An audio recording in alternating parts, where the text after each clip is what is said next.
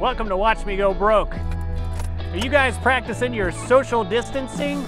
My wife and I, we're the social distancing champions. We generally don't come within 6 feet of each other on any given day. But would you believe that she has forbidden me to buy any watches during this national crisis? Can you believe that?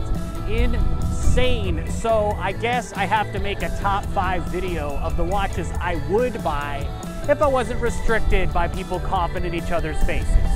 So without further ado, here's the top 5 watches I would buy should this apocalypse not be going on. The Trask Ax Freediver.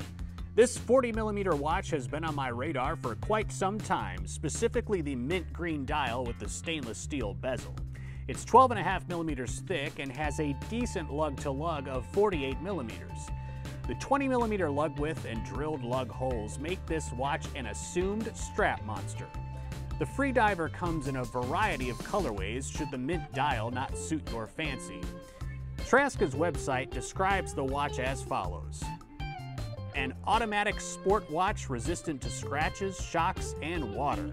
The Freediver couples robust construction with timeless aesthetic. From the beach to the boardroom, it's the perfect watch for every situation. This watch is so sexy it probably works in the bedroom too. Okay, I added that last part. But the $375 price tag is slightly under the average for micro brands, and it makes it that much more attractive. I can't wait to get my hands on one of these, assuming this apocalypse blows over. DeLaurier Gemini. DeLaurier is undoubtedly one of the coolest micro brands out there. Their lineup with the Falcon, the Hydra, and the Neptune is already pretty unbeatable. So what do? They make one of the coolest looking watches ever, the Gemini. The Gemini is half speedy and half Daytona in my opinion. This hand-wind chronograph is powered by the Seagull ST 1901 movement. Pretty much the same movement that's in my Alpha Paul Newman Daytona OMage with one less register, and I can't get enough of it. I should have gotten one of these when they were released a few weeks ago, but I didn't pull the trigger. But if anyone out there doesn't like theirs, I will gladly take it off your hands. Although, who wouldn't like this watch? The $499 price tag is a bit steep, but judging by the reviews on this watch, DeLaurier has truly made a gem. An eye. The Invicta 31290, aka the Invicta 1953. Say what you want about Invicta, but this watch is cool to the max. It's an homage to the first Rolex Submariner from 1953. The handset is really exciting and a great upgrade from the arguably cruddy set on the Invicta Pro Diver. Now don't get me wrong, the Pro Diver really is the best Invicta watch, but I think this one could give it a run for its money.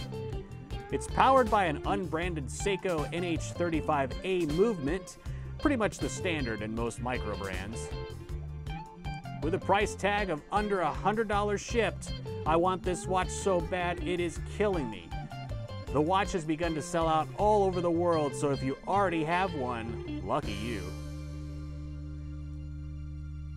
The San Martin Submariner OMage, specifically the green version. San Martin really delivers great quality, and I would think this would be no exception. I claimed in an earlier video that the Heimdallr Submariner was the best sub homage, so I want to put the San Martin head-to-head with this watch. I have early non-hands-on issues with the bracelet and the clasp, but given San Martin's track record, I can assume that the build quality will be outstanding. At a little over $200, it will definitely remain on my list when the stranglehold on my finances is over. The Omega Speedmaster. What's left to say about this watch that hasn't already been said? It's one of the coolest watches of all time. I will take any one of these I can get, but I specifically have my eyes on the Moonwatch. Chronograph watches are growing on me, so I figured I should get the most famous chronograph in the world. Plus, I already have 2 of the straps that come with it, so I think I'm doing pretty good. Well, there you go, the top 5 watches that I would buy should I not be married and I was single and I had a lot of money and people stopped coughing in each other's faces. So until next time, I would recommend doing the following. Stay 6 feet apart from each other. Wash your hands. But most importantly, and I can't stress this enough, only take enough toilet paper that you're gonna need.